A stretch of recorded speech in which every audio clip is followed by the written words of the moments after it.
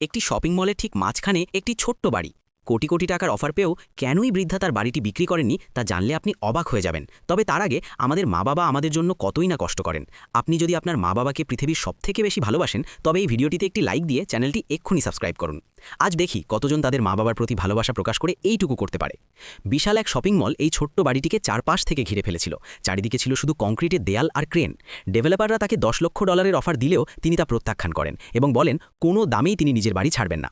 শেষ পর্যন্ত তারা বাড়িটির চারপাশেই মলটি তৈরি করে ফেলে। শীঘ্রই তার এই বাড়িটি দৃঢ়তার প্রতীক হিসেবে বিখ্যাত হয়ে ওঠে এবং ভক্তরা এমনকি তাদের শরীরে এই বাড়ির ট্যাটুও করতে শুরু করে। মজার বিষয় হলো শপিং মলের প্রজেক্ট ম্যানেজার প্রায়ই তার খোঁজ নিতে আসতেন এবং ধীরে ধীরে তারা বন্ধু হয়ে যান। তিনি তার জন্য বাজার করে আনতেন এবং বৃদ্ধার জীবনের গল্প শুনতেন। সেই বৃদ্ধাটাকে শোনাতেন কিভাবে তিনি নাৎসিদের ওপর গোয়েন্দাগিরি করেছিলেন এবং এমনকি হিটলারের সাথেও দেখা করেছিলেন। এসব গল্প কতটা সত্যি ছিল তা কেউ জানে না, তবে তার সাহস ছিল অদম্য। অবশেষে তিনি যখন মারা যান তখন তিনি তার সেই প্রিয় বাড়িটি সেই প্রজেক্ট ম্যানেজারের নামেই লিখে দিয়ে যান।